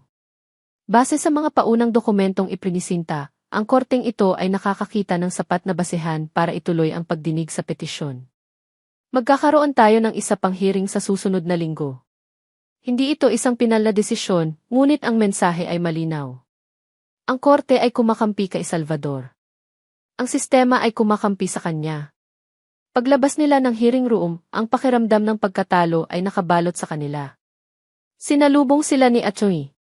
Robles sa hallway. Ang ngiti nito ay puno ng tagumpay. Major de Villa ay, sibilyan ka na lang pala, pang-aasar nito kay Marco. Pagkatapos ay lumingon ito kay Althea. Dra. Reyes, sabi nito sa isang malumanay ngunit nakakakilabot na boses. Ang kliyente ko ay isang makatwirang tao. Ayaw na niyang pahirapan pa kayo. May isang alok. Isang huling alok. Ibigay niyo ng mapayapa si Angelo sa amin sa loob ng 24 oras, sabi ni Atty. Robles. Ang kanyang mga mata ay nanlilisik. At ititigil na namin ang lahat ng ito. At kung hindi, matapang na tanong ni Marco, hinawakan niya ang braso ni Althea na nagsimula ng manghina. Ngumiti ang abogado, isang iting demonyo. Kung hindi isusunod namin sa korte ang paghingi ng kustodya para sa 4 pa.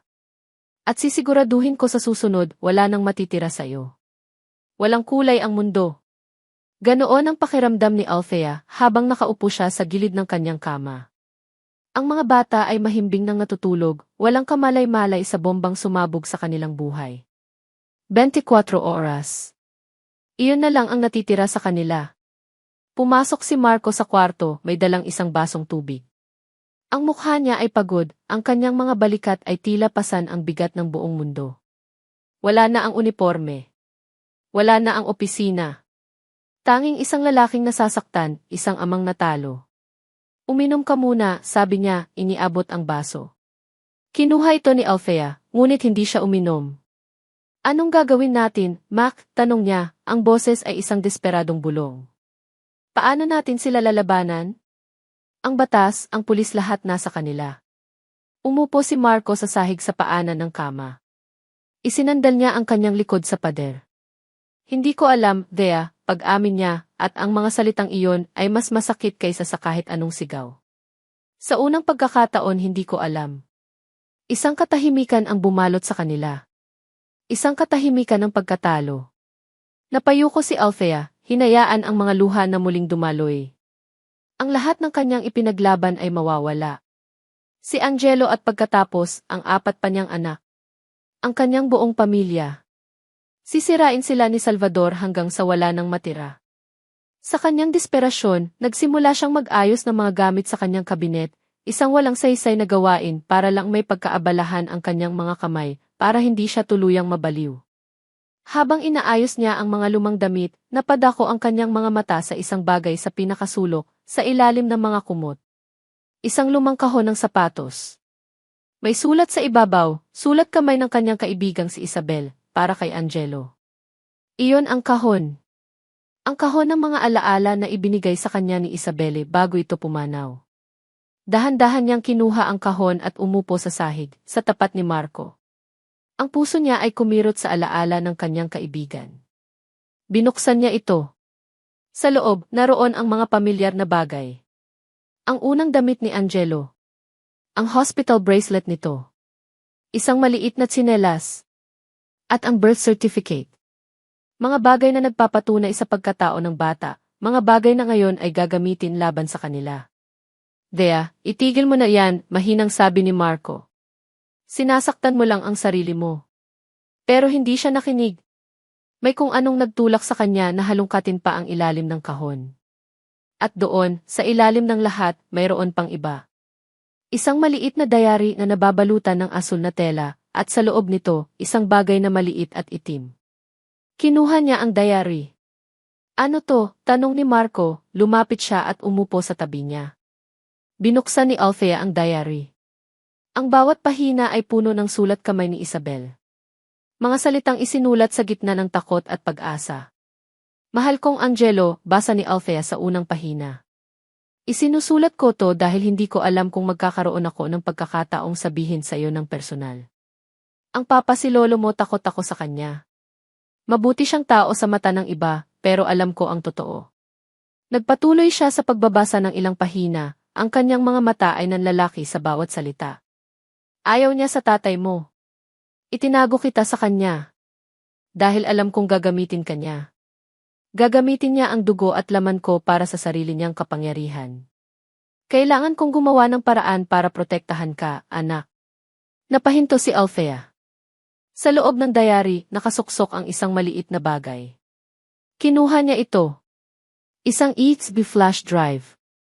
De ano yan? Tanong ni Marco, ang kanyang boses ay biglang nagbago.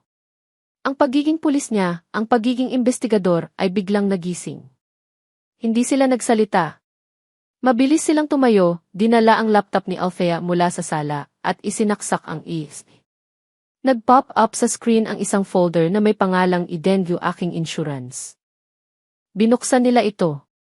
Sa loob, hindi mga dokumento. Mga audio files. Sunod-sunod na mga audio file na may petsa. Kinilik ni Marco ang pinakaunang file.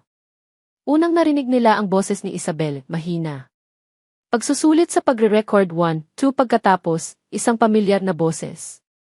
Malakas. May bayad ang pumasok. Anak, ano ba ang kahibangan na yan? Tanong ng boses. Isang hamak na mamamahayag. Anong ipapakain niya sa'yo? Idealismo. Hindi mabubuhay ang pamilya sa prinsipyo lang. Boss ni Salvador Imperial. Sunod-sunod nilang pinakinggan ang mga files. Bawat isa ay isang lihim na recording ng pag-uusap ni na Isabel at Salvador. Ang mga pagtatalo nila tungkol sa kasintahan ni Isabel. Ang mga banta ni Salvador.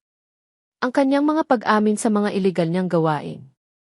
Walang makakatalo sa akin, Isabel. Hawak ko ang mga huwes, hawak ko ang mga pulis. Isang tawag ko lang, mawawala na parang bula ang lalaking yan. At pagkatapos, ang huling-huling audio file. Ang pinakamasakit sa lahat. Ang boses ni Isabel ay nanginginig, umiiyak.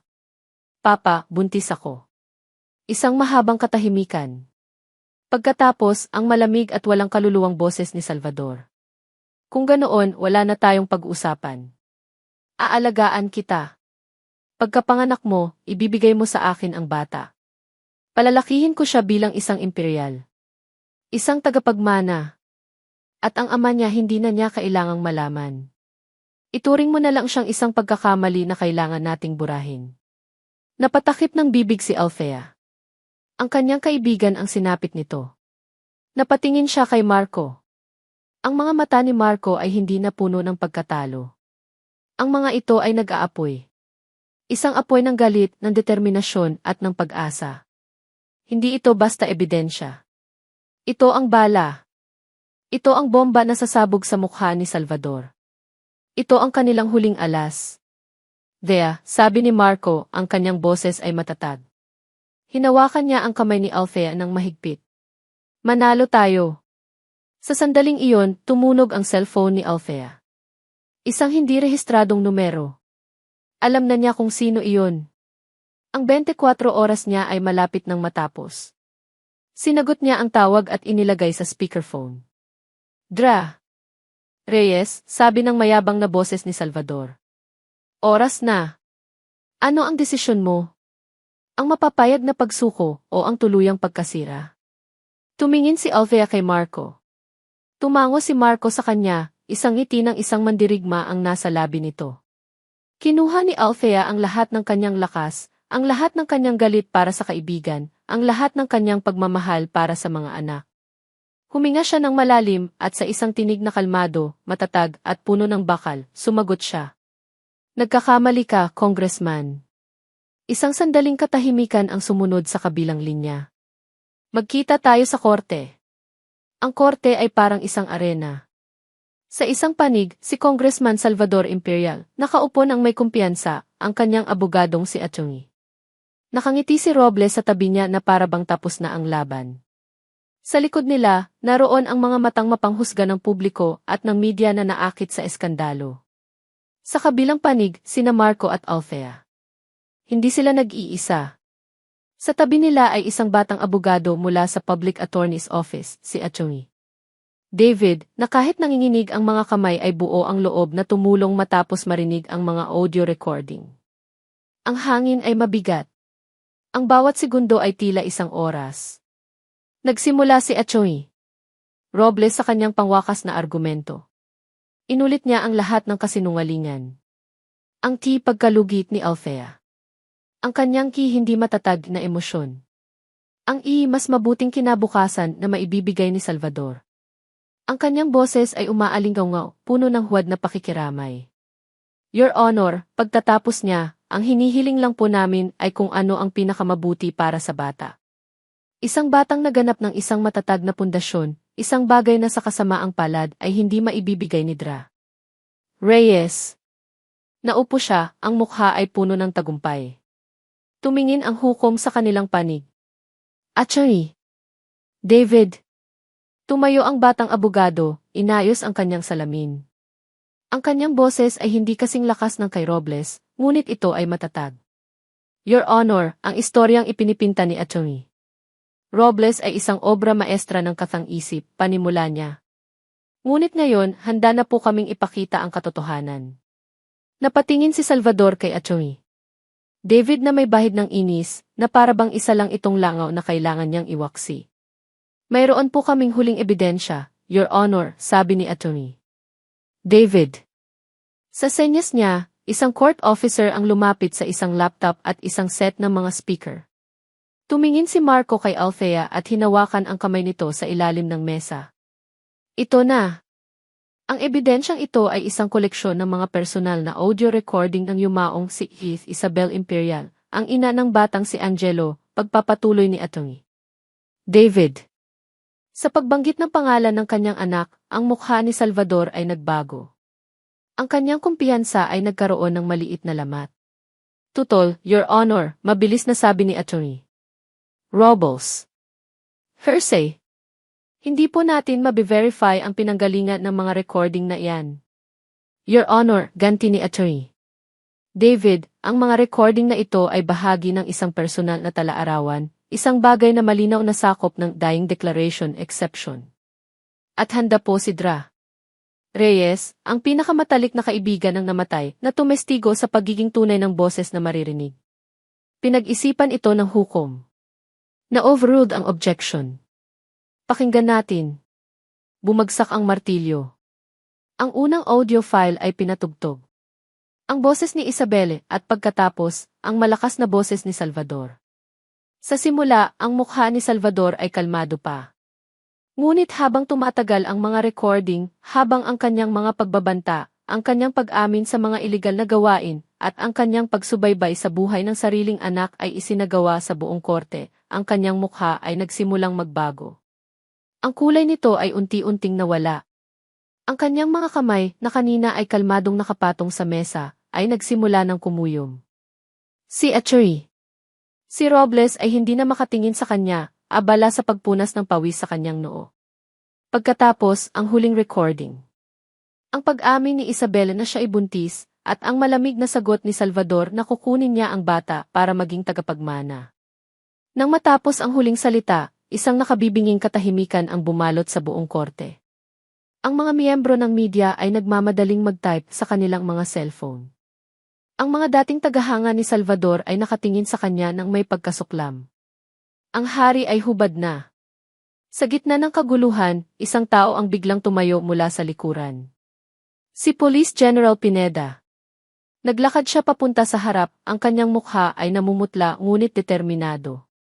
Your Honor, kung maaari po. Nagulat ang lahat, lalo na si Salvador, na napatingin sa kanyang dating kasabwat na maihalong pagtataka at galit. Ako po ay handang tumestigo, sabi ni General Pineda, nakatingin ng diretso sa hukom, na ako po ay personal na inutusan ni Congressman Imperial na gamitin ang aking posisyon para ipitin si Major De Villa at pigilan ang anumang investigasyon laban sa kanya. Handa po akong harapin ang anumang kaso na isasampa laban sa akin. Iyon na ang huling pako sa kabaong.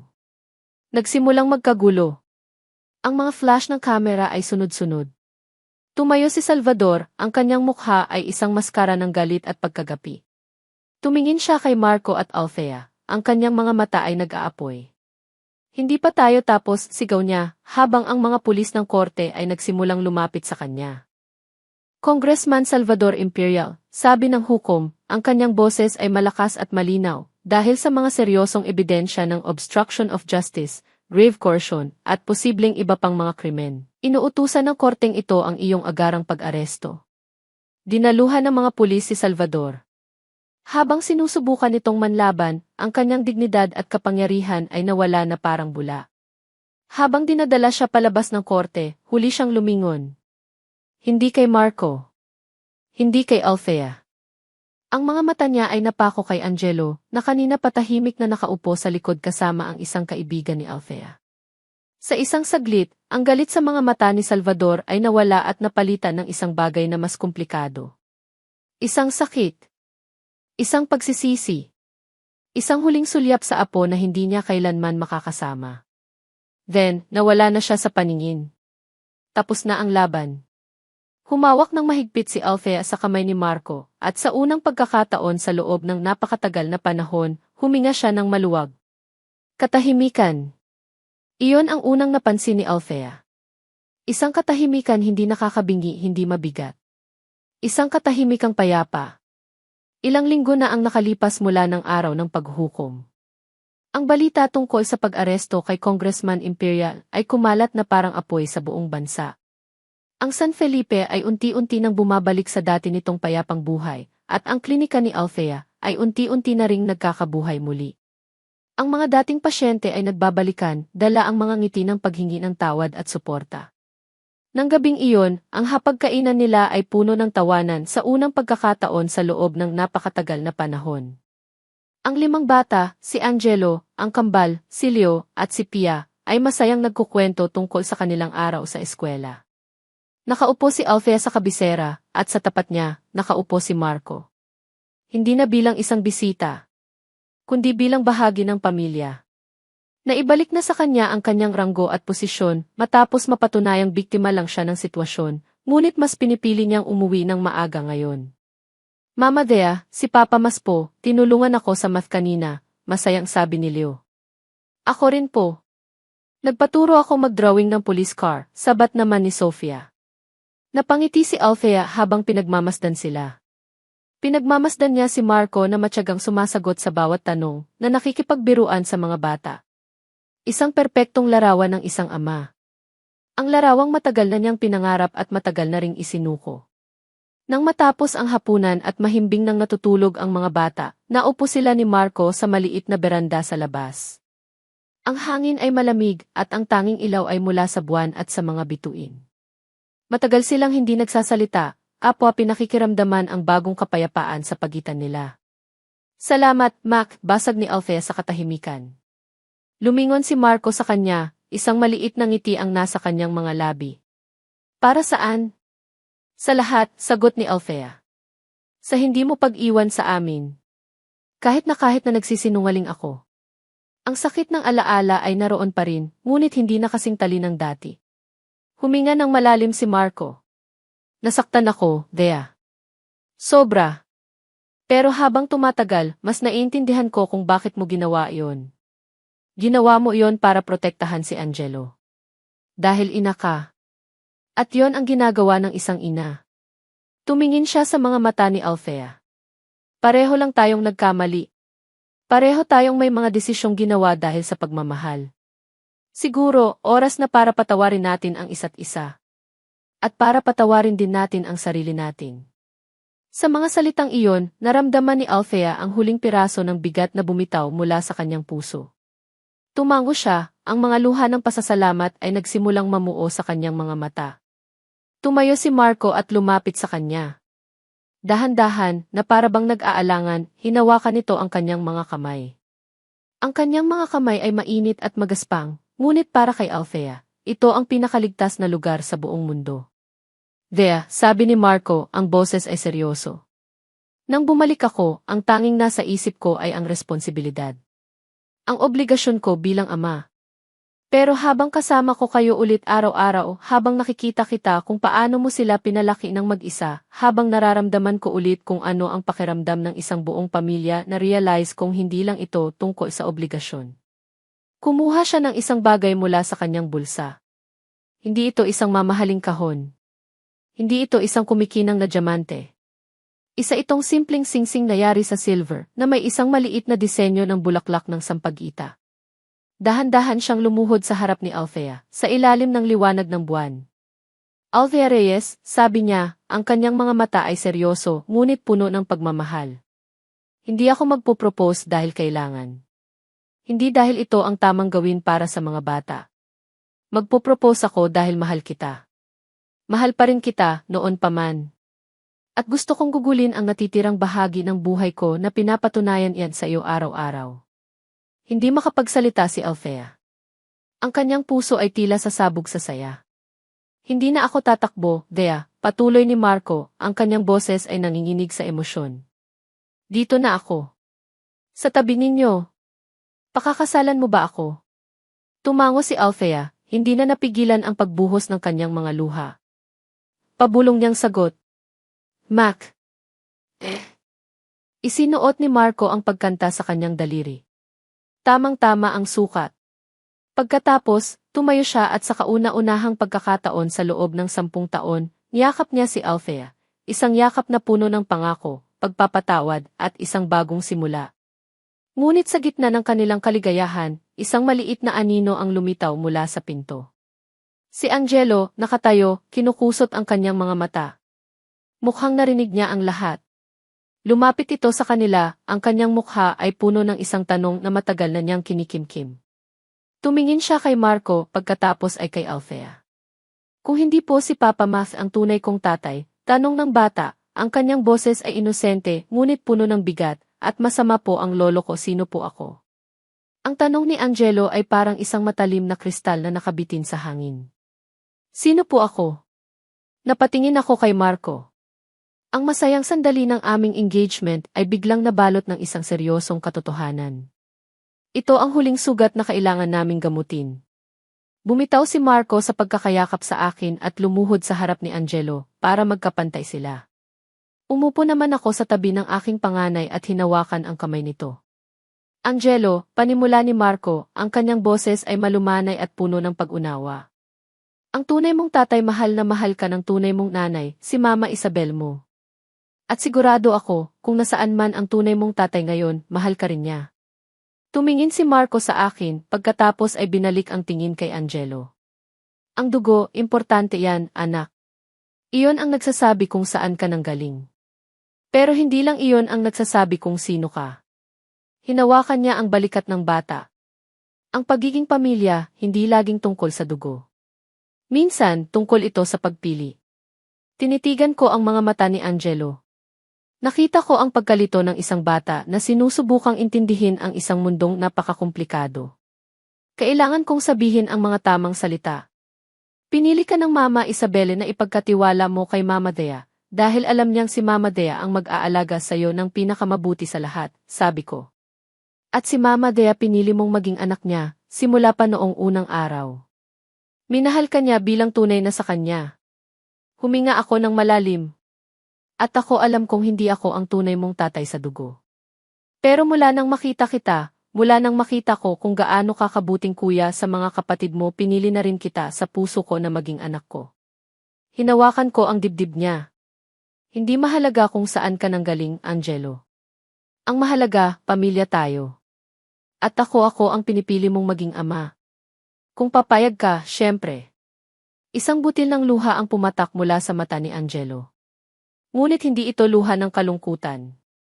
Bigla, narinig namin ang mga maliliit na yabag. Lumabas mula sa bahay ang kambal, si Leo at si Pia, na tila nagising sa kanilang usapan. Kuya Angelo, bakit ka umiiyak? Tanong ni Leo. May umaway sa'yo, kuya, sabat naman ni Sofia, handa nang makipag-away para sa kapatid. Hindi sumagot si Angelo. Sa halip, tumakbo ito at niyakap ako ng mahigpit. Papa Mac, pabulong niyang sabi sa dibdib ko. Papa ko. Niyakap ko siya pabalik at naramdaman ko ang pagyakap din ni Althea sa aming dalawa. Pagkatapos, isa-isang nagsilapitan ang apat pa naming anak, yumakap sa amin, bumuo ng isang malaking grupo ng pagmamahalan sa ilalim ng liwanag ng buwan. Sa sandaling iyon, alam kong buo na kami. Isang pamilyang hindi perpekto, binuo ng mga piraso ng sakit at pagtataksil, ngunit pinagdugtong-dugtong ng pagpapatawad at pagpili. Ang aming kasal ay hindi ginanap sa isang malaking simbahan. Ginanap ito sa aming bakuran, sa parehong lugar kung saan nagsimula ang lahat ng gulo. Ang mga bisita ay ang mga taong tunay na nagmamahal sa amin, ang aming mga kapitbahay, ang mga tapat na pasyente, at si Atty. David. Ang mga bulaklak ay mga sampagita at gumamela na pinitas mula sa aming hardin. Ang aming mga abay, si Sofia at Stella bilang mga flower girls na naghahagis ng mga talulot ng bulaklak, si Pia bilang ring bearer na dala-dala ang aming simpleng singsing, at sina Angelo at Leo bilang mga best men, seryosong-seryoso sa kanilang maliliit na barong. Habang naglalakad ako palapit kay Marco na naghihintay sa akin sa isang arko na gawa sa kawayan, nakita ko ang aking buong mundo. Ang aking 5 anak nakangiti, masaya. At ang lalaking pinili kong mahalin ulit, ang lalaking pinili na buuin kami ulit. Nang isinusuot na ni Marco ang singsing sa aking daliri, bumulong siya. Walang iwanan. Pangako. Ngumiti ako habang ang mga luha ng kaligayahan ay dumadaloy sa aking pisngi. Pangako. Gabi na. Ang mga bisita ay umuwi na. Ang mga bata ay mahimbing nang natutulog, pagod sa kasiyahan. Nakatayo kami ni Marco sa beranda, magkahawak kamay, pinagmamasdan ang tahimik na gabi. Sa ibabaw ng isang maliit na mesa, may isang liham na hindi pa nabubuksan. Dumating ito kaninang umaga. Galing sa kulungan. Galing kay Salvador. Tumingin ako kay Marco. Bubuksan ba natin? Tinitigan ni Marco ang sulat. Pagkatapos, binalik niya ang tingin sa akin, ang kanyang mga mata ay puno ng kapayapaan. Umiling siya. Hindi ngayon. Siguro balang araw. O siguro hindi na kailanman. Kinuha niya ang aking kamay at hinalikan ito. Ang nakaraan ay nakaraan na, Dea. Ang mahalaga ay ang ngayon. Itinuon namin ang aming pansin sa harapan. Sa mga bituin sa langit. Sa tunog ng mga kuliglig. Sa kapayapaan ng aming tahanan. Hindi na namin kailangan pang malaman kung ano ang nasa sulat. Hindi na mahalaga ang galit, ang paghihiganti, o kahit ang pagpapatawad mula sa kanya. Ang mahalaga ay ang pamilyang pinili naming buuin. At ang kinabukasan hahaharapin namin ng magkakasama.